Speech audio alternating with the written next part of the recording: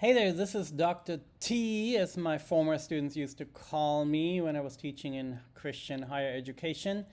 Most people know me as Ingo, and I'm with New International. I'm a missionary with New International, using my clinical counseling, my coaching and consulting background, and I am here to support pastors, missionaries, and their families, looking at the best of mental health and faith.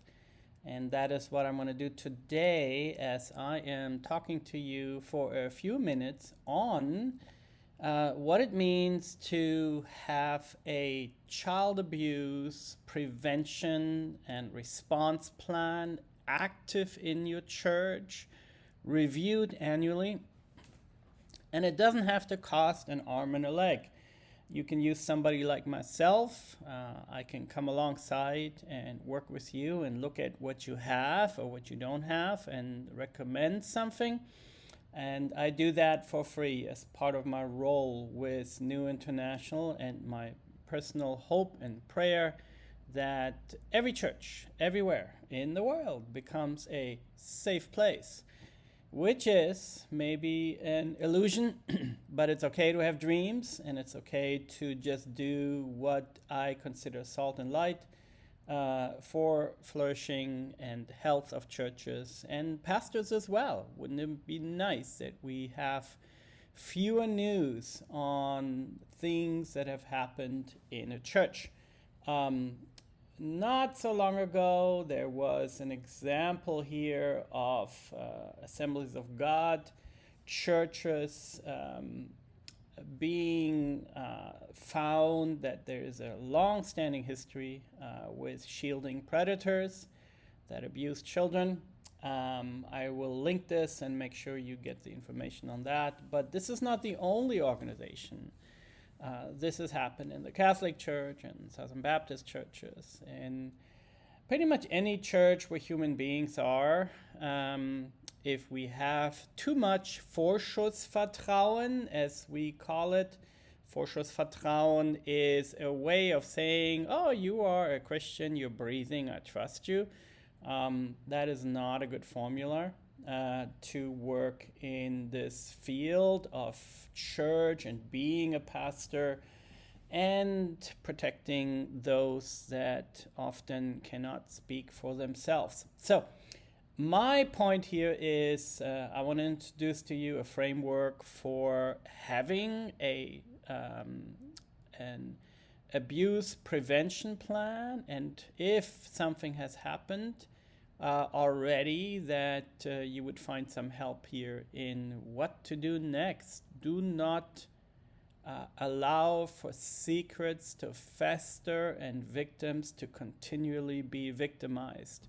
That is my charge and challenge to every minister out there, and really every organization, whether we're in a business context or in a nonprofit context. Many organizations have issues, and churches, of course, I would like to think we are better, but we haven't been found better. We have at times fostered within the Christian church cultures of abuse, and sometimes that has done great damage to everyone. But I am speaking here today mostly from a perspective of victims. I am victim-centric. Victims need to be taken care of. And ideally, we must be in a place where every church has a plan of prevention. There are no more excuses at this time, and I'm encouraging everyone to please take advantage of the many resources that are out there.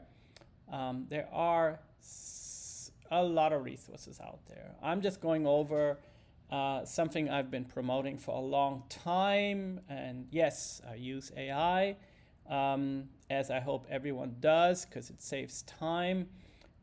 Just work with somebody who knows the field and make sure you do a lot of reading and information gathering to implement something that works for you. But this is a generic framework, and the biblical foundation of it should be clear to everyone that calls themselves a minister of the gospel. Of course, a biblical foundation is available. And in Matthew 18:6, Psalm 82:3-4, we find, of course, a defense of the little ones, or defense of the weak and the fatherless, and the qualifications of leaders in the church, people of light, people of truth, people reflecting Jesus. Of course, that is, I believe, my personal theology is a call to everyone. The priesthood of believers. However, leaders have decision power, and they need to be people that have integrity, gentleness, accountability. And of course, for that, we want to create churches where it is safe to go to. So every person entrusted to the care of the church deserves physical, emotional, spiritual, and sexual safety. Because broken people are in church and come to church, it's not that everyone is a perfect person. What is more important is that we don't allow contact and interaction with people who are struggling with issues or are secretly seeking out church environments to perpetrate. We must be the ones responsible as church leaders to make sure that those entrusted to us in the church will have safety. So, what are the principles? Every person possesses inherent dignity. The imago Dei is fully active. We are protecting those who are vulnerable. That's not just a legal thing, even though every state typically has laws. I'm speaking mostly to Western context, since I'm unaware of a context in another country other than my own country of Germany. There are, of course, legal contexts, and if there are none in some countries, then the church becomes the place where it is still safe. We do not promote secrecy. Secrecy is where abuse flourishes. Healthy organizations distribute authority. So if you are a one-man pastor show and you're not accountable, you may be part of the problem. Spiritual authority must always remain accountable. So there is accountability. Trauma-informed care should guide everything that we do. A church that is not trauma-informed is probably unable to understand and respond appropriately. So I'm sharing with you that, hey, there's a task to do here. Let's get trauma-informed. We have the knowledge. Let's use it. The church is not a replacement for law enforcement. And safety always precedes reputation. That means if there is a great reputation of a leader, a pastor, a church even, that doesn't mean we shouldn't have safety concepts in place. Super important. So let's go through a ton of these pillars. I want to try to run fast. Please email me if you just want more information and a conversation around this. Governance. I recommend that every church has an independent church safeguarding council that is not run by the pastor. Pastors have too much to do anyways, and so the pastor is not the one that should run this. It's a bit of separation of powers in some ways, because we want there to be an independent process that could include people in your congregation, like a psychologist, a counselor, a trained counselor, an attorney, physician, nurse, educator, parent, disability advocate. Lots of people here that could be on this council. And it could be 3 or 4 people. So definitely not just 2 or 3. 3 and 4 upwards is good to utilize expertise in your congregation. What do? They review policies. If you don't have any policies, they create policies. They look at incident reports. They monitor that this thing is actually happening. It's not just something we do once and put on a board or on a website. This is actually active and working. They do risk assessments, they look at investigations if something has happened, and they make sure transparency is the guiding principle. No secrets, to protect the image of the church, because if the church is moldy on the inside and we're just protecting the image, we have stopped being the church. Pillar 2, screening. Everybody gets screened. I know, cumbersome, but we're looking at prevention. So we're investing some money here in background checks, reference checks, identity verification, interviews. We do an agreement with volunteers. We have a code of conduct. We make sure they're trained. That brings us to education. Everybody gets training. That is trainings on topics like child abuse, neglect, grooming, human trafficking. I offer trainings like that. I do them on a donation basis, so you can hit me up and say, hey, can you do 1 or 2 of these trainings? Or I'm very busy, so I'm not imposing myself. I'm simply saying I can help you get connected. I can think through certain processes with you. Want to make sure that you do not feel like this is going to cost you $5,000 in consulting fees, even though I work on a donation basis. But so many topics here that you can get training on. I know a lot of students who specialize on these topics. I've trained a lot of students and PhD students. So if you want to talk about human trafficking and how that works, definitely can hook you up with real experts in the field. So sometimes I'm just a catalyst connecting you to particular topics, okay? So lots of trainings and opportunities. Again, we live in the digital age. We live in the AI age. There is no excuse to not get informed. The information is out there. We just have to sometimes find the proper ways to access it and sift through everything that is out there. Children can and should be educated as well. Typically, I give the mandate for any education to parents, but a church can say, hey, in our church, we teach all children that my body belongs to me.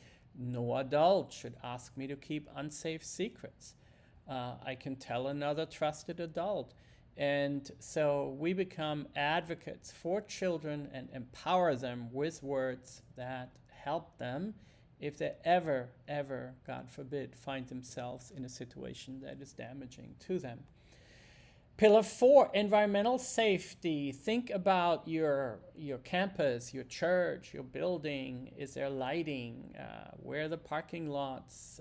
Does the nursery have access? We're now also looking at disabilities and prevention ideas of child abuse prevention. So do folks with disabilities have access? Is there enough lighting? Do people feel safe? What's the building access? How safe is the playground? So what are the transportation policies? Again, I don't want to create a giant bureaucracy. I'm not big into bureaucracies, but I am into prevention and protection, and for that we need guidelines. So have guidelines in place. Pillar 5, what are the actual how-to operational policies? One common one in prevention plans that have been mentioned many times is that we have a 2-adult rule. Never one adult alone with a child. Never one adult alone with a teenager. That gets tricky if a youth pastor does some pastoral counseling. How does it work? What are the policies? Making sure safety is guaranteed.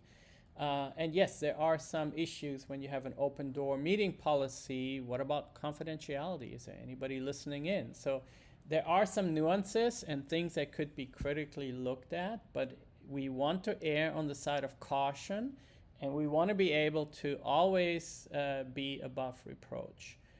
Transportation policies like not alone, electronic communication, how does that work? Overnight events, I put a note in here and I discourage them. I do not believe these are needed things. I have so many stories to tell that don't fit into this video, that go into another video, but some of the most horrible things come out of overnight, unsupervised stays. And I will refrain from going into some of them, but if you must have them and you think they are essential to growing spiritually healthy children and teenagers, then make sure you have very strong policies in place about them. A photography policy, that we just take pictures of kids and post them on the church website. No, you need parental permission to do some of these. A media release, and also dealing with special situations like foster children. There are other people that need to be involved. Bathroom procedures, never isolated. Pillar 6, what are the reporting systems? And so my recommendation is to have 2 trained independent safeguard officers who are part of your council. They are publicly displayed with contact information, with a picture, smiling picture please, a inviting picture, and stressing confidentiality. Every report is confidential, anonymous. Should be made perhaps online, on the phone, or per email with a specially set up dedicated phone number and email. Not a church phone. It's like, hey, call the church secretary and then somehow leave a voicemail. This needs to be a dedicated line, so there is no in-between person other than the trusted, trained, independent safeguard officer.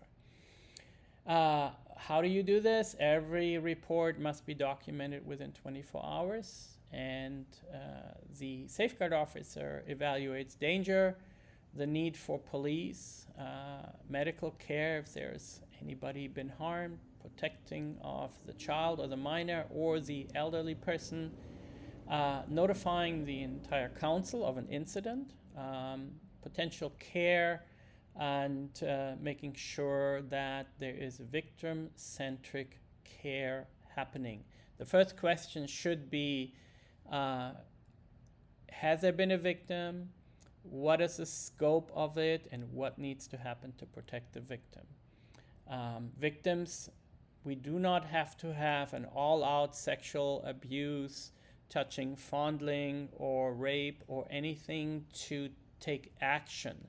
Sometimes it is smaller boundary violations that are part of a perpetrator testing out what works, what doesn't work. If you have a safeguard officer in place and a reporting structure and evaluation structure by trained people, then that's a deterrence as well. When that is in place in a church, to me, that is deterrence.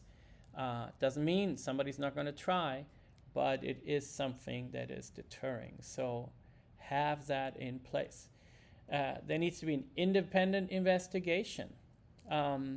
So that means leadership cannot investigate themselves.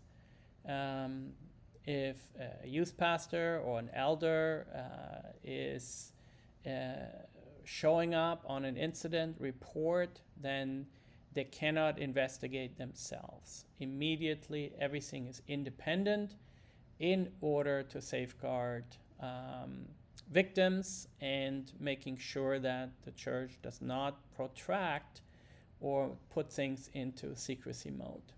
Okay, so how do you do that? Independent, could be a licensed investigator from the outside, an attorney, a child advocacy center. The attorney cannot be friends with a pastor. And again, most pastors are wonderful, safe people. We're talking about those that are not, and we're talking about making sure that we do not keep re-traumatizing victims by doing internal self-investigations. Okay. Yeah, so Pillar 8, survivor care. Many churches fail here as well. Um, uh, Once there are victims identified, professional counseling, financial assistance, pastoral care, legal information, victim advocacy, everything is done to help the victims. I sigh here because I never want this to go to we have victims, but I hope prevention plans are in place these days more often than not. But I would not be surprised, looking at a recent history in various denominations, that this is not in place, and I can't even speak for places where there are no laws or child protection services available. There are countries where Christian churches just fly by the seat of their pants and maybe have no money or thinking around this, and so churches can become places of abuse quite easily.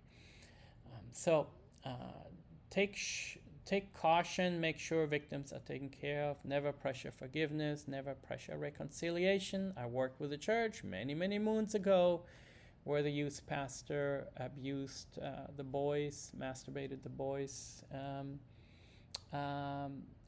doing an overnight, and tranquilized them first. And so the church leadership at that point was attempting to pressure everyone into forgiveness mode and reconcile the victims with the abuser.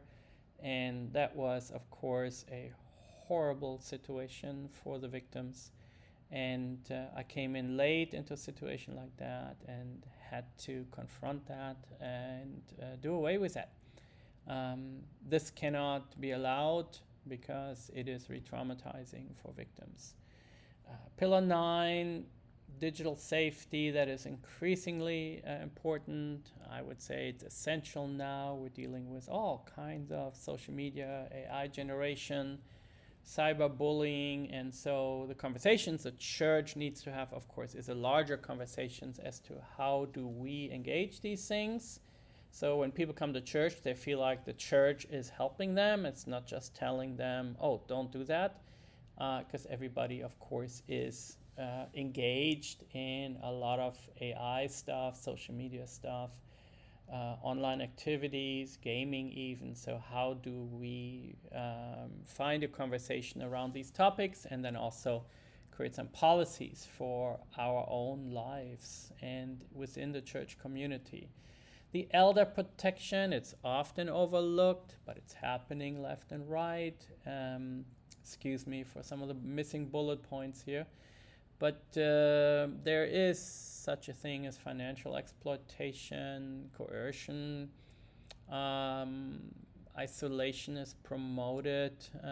So I would say the church is not safe from scams and abuse against the elderly. We just want to create a church structure and policies that would make every elderly person wonderfully safe and supported in their concerns. And there is also a person they can call that could be the same person saying, hi, I need some help here. I feel pressured by somebody to do this kind of financial thing. For example, I've heard it all in 30 years of work within churches and faith communities. And of course, as a counselor and consultant, I only see the negative stuff. So I do not see the positive stuff. And I would like to say that so many churches are doing wonderful jobs. I'm just talking, if you are not yet in a position where you have an abuse prevention plan, a response plan in place, it's time to do that. Disability protection is the same thing. It goes under the same thing. We protect those who are vulnerable. My uncle is 100% blind. He has been a 40-year advocate for the blind, and he knows how to advocate for himself, but not many people, not everyone with disabilities on any kind of level knows how to do that. So, and of course that goes into mental health advocacy as well. How do we make sure we are a mental health safe place, which strengthens the church, strengthens the mission of the church, is inclusive, and people with various issues in life, which invariably we all get older.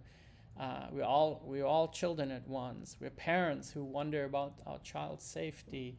Your church will gain a reputation of this is a rocking place for safety, and they're not naive about the dangers of this world, and they are informed. And so this goes all the way from how do we treat our leaders in a way that they don't burn out, all the way to how in the church do we deal with mental health issues.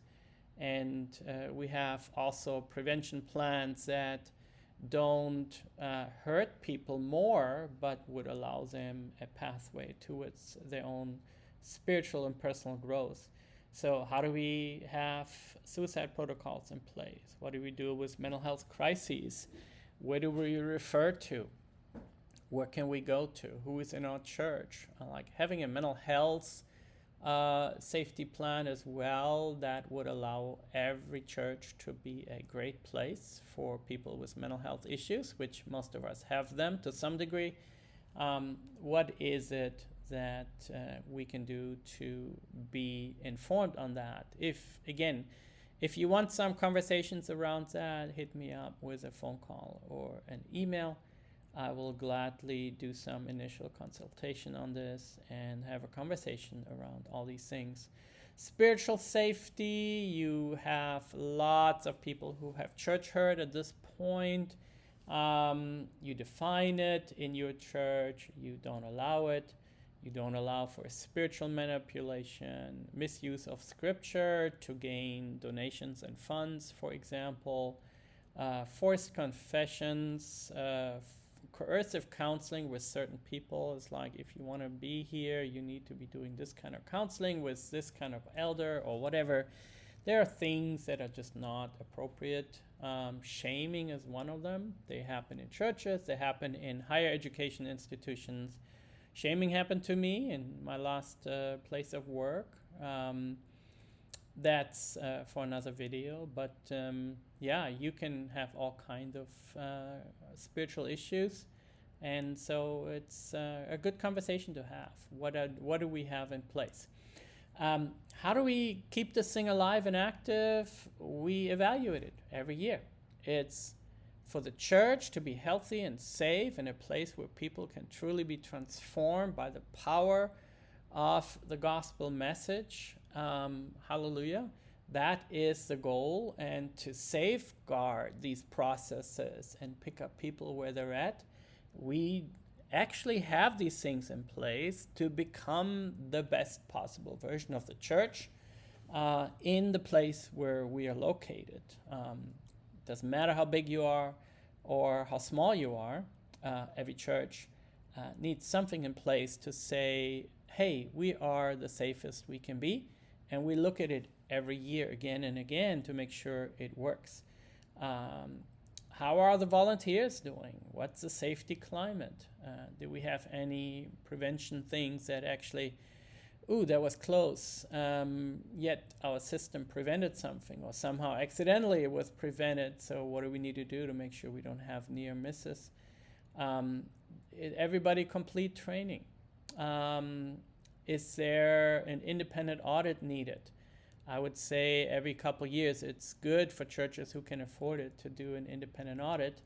And again, an audit can be done through somebody like me.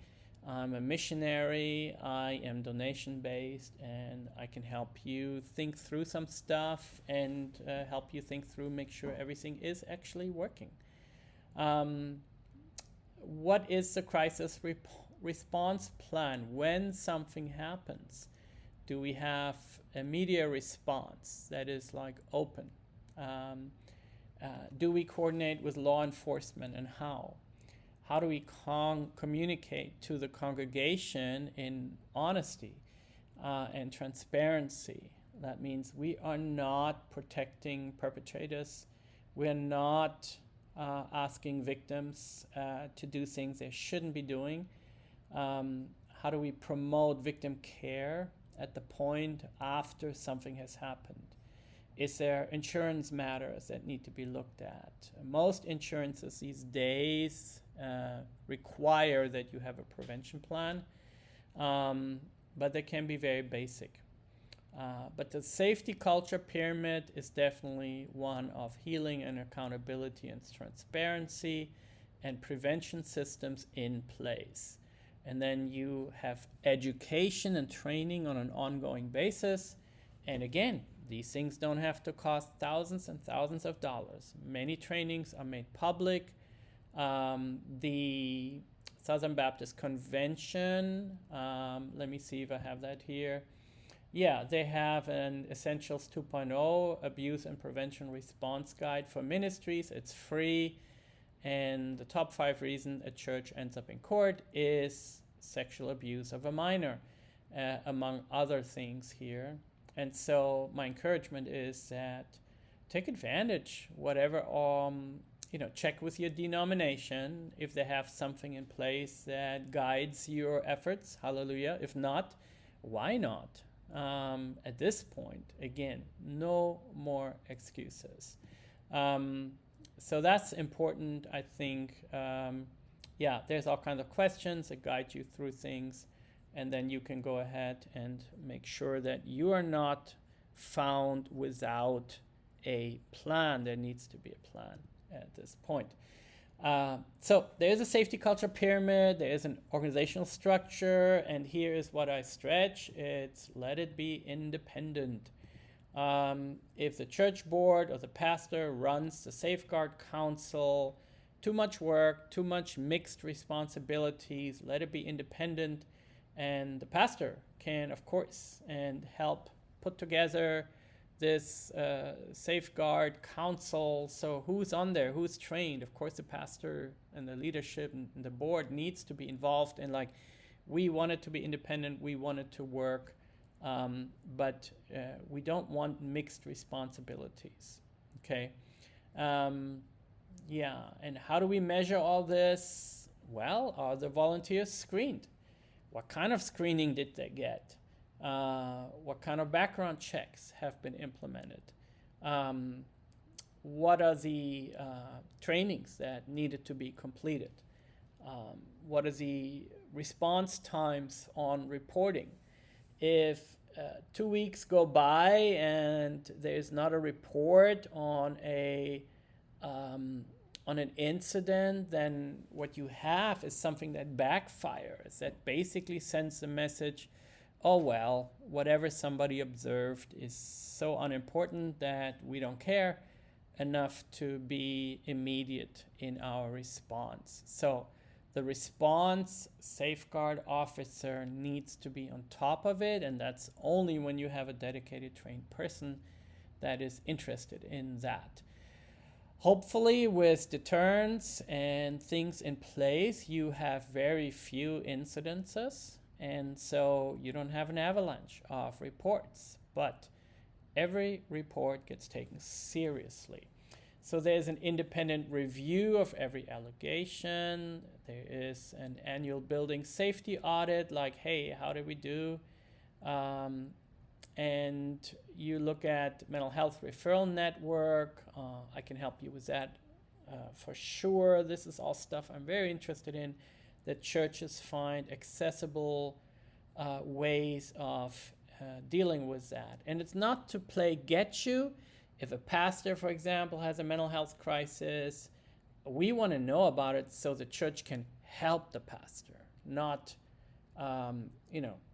just the fear for many pastors is if I go speak to anybody, I will lose my job. And that is a possibility with certain kind of behaviors, I'm sure.